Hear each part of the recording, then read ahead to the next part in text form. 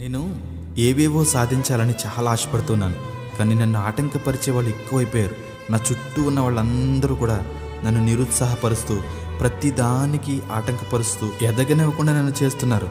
అందుకే నేను ఏమి చేయలేని చేతగాని వాడిని అయిపోయి కూర్చున్నాను అని అనుకుంటున్నావేమో. ఒకటి గుర్తుపెట్టుకో, ఎర్ర సముద్రం మోషేను ఆపలేకపోయింది, యెరికో గోడ యెహోషువను ఆపలేకపోయింది, గొలియాతు దావీదును ఆపలేకపోయాడు, మరణం యేసుక్రీస్తును ఆపలేకపోయింది.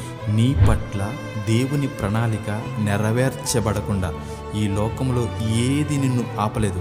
నువ్వు సాధించాలని కూర్చున్నప్పుడు నీ చుట్టూ ఉన్న ప్రతి పరిస్థితి నీకు ఆటంకంగా మార్చబడొచ్చు, కానీ దేవుని చిత్తం నీ పట్ల నెరవేర్చబడకుండా ఆపేది ఈ లోకంలో ఏదీ లేదని గుర్తుపెట్టుకో. ఎందుకంటే అబ్రహామును ఎన్నుకున్నట్లుగా దేవుడు నిన్ను ఎన్నుకున్నాడు, నోవాహును కాపాడినట్లుగా దేవుడు నిన్ను కాపాడుకుంటూ వచ్చాడు, యోబుల శ్రమలలో నుండి నిన్ను ఆశీర్వదించుకుంటూ వచ్చాడు, దావీదులాగా నిన్ను ఆపదలలో నుండి ఆయన కాపాడుకుంటూ నిలబెట్టుకుంటూ తీసుకుని వచ్చాడు. ఈరోజు ఒకరిలో నీతిని చూశాడు, మరొకరిలో విశ్వాసాన్ని చూశాడు, మరొకరిలో యథార్థతను చూశాడు, ఇంకొకరిలో నమ్మకత్వాన్ని చూశాడు.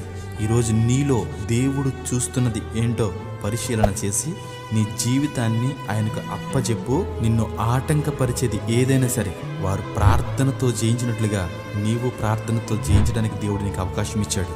నీ మోకాళ్ళను నేలకు అంటించు, నీ జీవితం ఆకాశాన్ని అంటుకుంటుంది. ప్రార్థనతో సాధించలేనిది అంటూ ఏదీ లేదు ఈ లోకంలో.